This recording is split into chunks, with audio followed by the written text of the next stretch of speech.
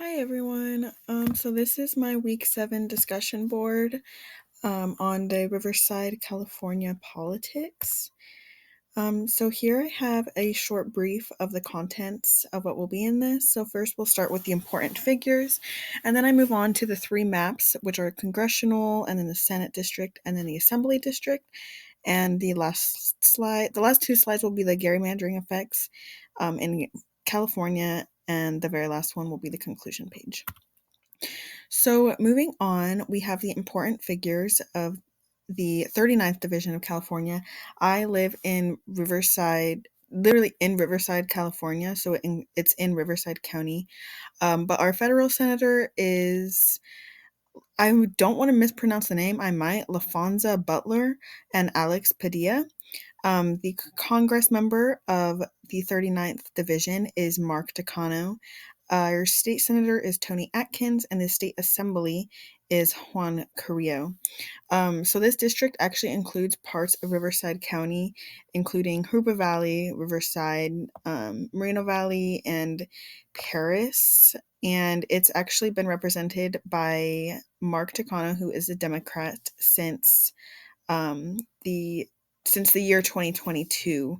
He was actually redistricted from the 41st Congressional District.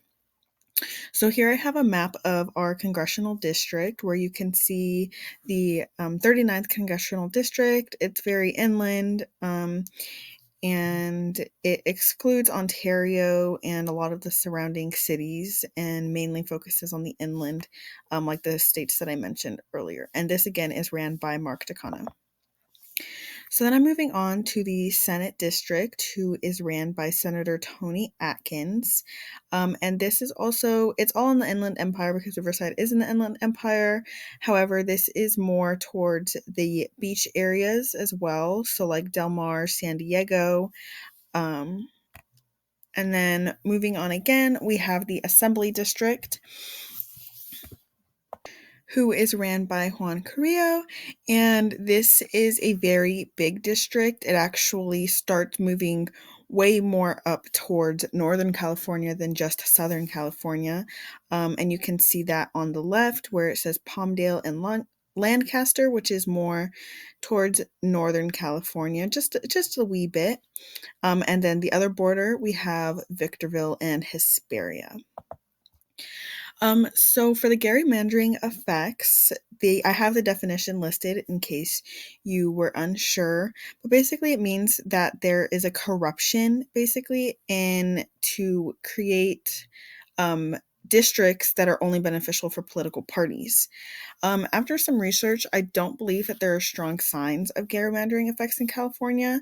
However, it does still exist. For example, in 2021, there were reforms that benefited certain minority groups, such as Black, Latino, and Asian Americans, so that they could have a spot on the board, these candidates.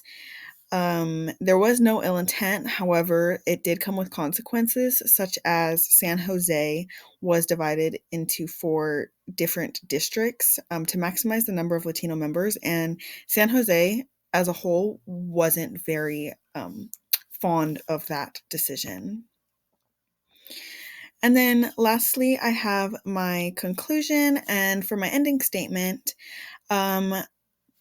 California continues to be directed democratically.